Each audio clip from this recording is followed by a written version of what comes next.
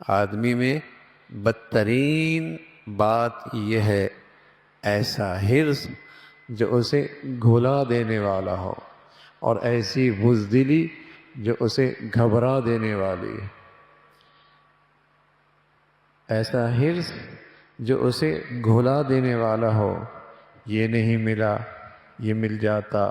یہ اس کے پاس ہے، یہ میرے پاس نہیں ہے، ہر وقت ایک ایسی کیفیت ہے۔ اور دوسرا فرمایا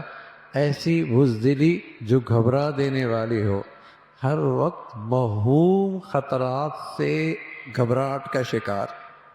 ہر وقت موہوم خطرات سے گھبراہٹ کا شکار ہے، ایسے شخص کو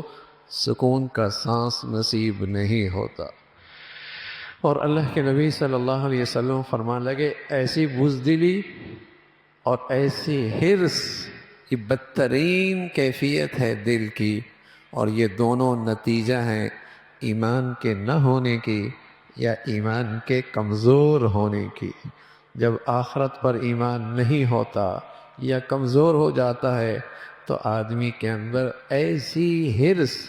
جگہ پکڑ لیتی ہے، اور جب اللہ کی ذات و صفات پہ ایمان اور یقین نہیں ہوتا یا کمزور ہو جاتا ہے تو موہوم خطرات سے ہر وقت گھبراہٹ رہتی ہے، موہوم خطرات سے ہر وقت خوف زدہ رہتا ہے، بلکہ دہشت زدہ رہتا ہے، بلکہ دہشت زدہ رہتا ہے۔ اور ایسے شخص کو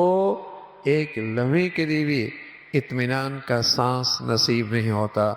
تو اللہ ایسی بزدلی سے بھی ہمیشہ محفوظ فرمائے، اور ایسے حرص و ہوس سے بھی اور بخل سے بھی اللہ ہمیشہ محفوظ فرمائے، اور